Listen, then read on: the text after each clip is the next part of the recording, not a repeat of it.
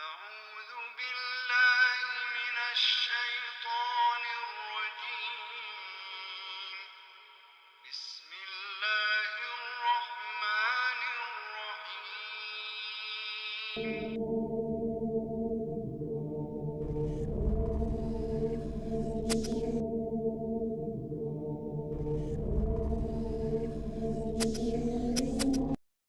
یہ جو جادوگروں کا تتبع کرنے والا شعبہ ہے، اس کے صدر اور پریزیڈنٹ ہیں شیخ عادل بن طاہر المقبل.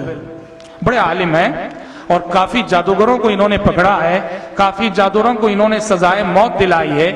شیخ عادل کی ایک چھوٹی سی کتاب سعودی عرب کی حکومت نے چھاپی، جس میں انہوں نے یہ بتایا ہے کہ جادوگر کیسے جادو کرتا ہے، کیا کیا مکاریاں کرتا ہے.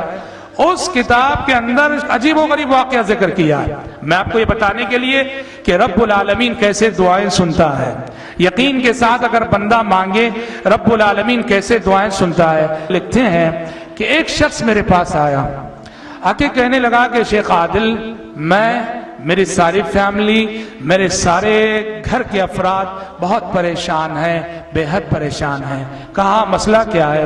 کہا مسئلہ یہ ہے، میرا ایک نوجوان لڑکا ہے، وہ ایک لڑکی کی محبت میں گرفتار ہو چکا ہے، لڑکی نے جادو کر کے اسے اپنی طرف پھیر لیا ہے. اب صورتحال یہ ہے، اسے نہ کھانے پینے کی فکر ہے، نہ پڑھنے لکھنے کی فکر ہے، نہ بزنس و کاروبار کی فکر ہے، وہ نہ ہی راتوں میں سوتا ہے، ہمیشہ اسی لڑکی کے خیال میں، اسی لڑکی کی جستجو میں، اس کی گلی سے گزرنا، اس کے گھر کے سامنے جا کر بیٹھنا. ہر طرح سے ہم سمجھا کے دیکھ لیے، ڈرا کے دیکھ لیے، پر وہ بچہ جو ہے سدھر نہیں رہا ہے. آپ میرے اس مسئلے کا حل بتائیے. شیخ عادل کہتے ہیں تمہاری اس مشکل اور تمہاری اس مصیبت کے دو علاج میں بتاتا ہوں، اور یقین کے ساتھ اس پہ عمل کرنا. تو کہا سب سے پہلا علاج یہ ہے کہ تم بھی اور تمہارے گھر کے سارے فیملی ممبرز کثرت سے اللہ تعالیٰ سے استغفار کریں، کثرت سے استغفار کریں. اللہم اغفر لی، اللہم اغفر لی، یا استغفر اللہ کثرت سے پڑھیں، سینکڑوں بار، ہزاروں بار. بھائیو آپ کو معلوم ہونا چاہیے یہ جو استغفار ہے، استغفار کے ثمرات، استغفار کی برکتیں بہت ہیں، ایک مستقل موضوع ہے. اور انہوں نے کہا دوسرا حل یہ ہے تمہارے مسئلے کا کہ تہجد کے وقت جاگنا. تہجد کے وقت جاگ کر وضو کرو، اور وضو کر کے اللہ تبارک و تعالیٰ سے گڑ گڑا کر مانگنا اور دعائیں کرنا. اب یہ شخص ان دونوں باتوں کو سنا اور جا کر اس پر عمل کرنے لگا. کثرت سے وہ بھی اس کے سارے فیملی ممبر سے استغفار کرنے لگے. اور اس کا معمول تھا رات میں 2 بجے اٹھ جایا کرتا تھا، وضو کرتا اور وضو کرنے کے بعد خوب رو رو کر نماز فجر تک دعائیں کرتا تھا. وہ چوتھی رات اس کا بیان ہے، شیخ عادل لکھتے ہیں چوتھی رات جب وہ اٹھا 2 بجے، جیسے ہی وضو کر کے آیا فون کی رنگ بجنے لگی، فون کی رنگ بجنے لگی. اس نے جا کے فون ریسیو کیا تو کہنے والا کہہ رہا تھا تم جاننا چاہتے ہو کہ تمہارے بیٹے پہ جادو کر کے کہاں گاڑا گیا ہے؟ کہا کہ فلاں مقام پہ جاؤ اور فلاں جگہ کھدائی کرو، وہاں زمین سے ایک چیز نکلے گی، نکالو. یہ باپ جو ہے نماز فجر کے بعد فون میں جس شخص نے جو جگہ بتائی تھی اس مقام پہ گیا، کھدائی کیا تو سچ مچ وہاں سے کچھ چیزیں نکلیں، اس کے بچے کے بال وغیرہ جس میں جادو کر کے جو ہے زمین کے اندر گاڑا گیا تھا. اور 5ویں رات حسب معمول جب وہ 2 بجے جاگا پھر سے دعا کرنے کے لیے اور وضو کر کے آیا تو پھر سے فون کی رنگ بجنے لگی. اس نے جا کے فون ریسیو کیا تو کہنے والا کہہ رہا تھا کہ ایک اور مقام پہ بھی جو ہے گاڑا گیا ہے، جاؤ وہاں بھی کھدائی کر کے وہاں سے بھی نکالو.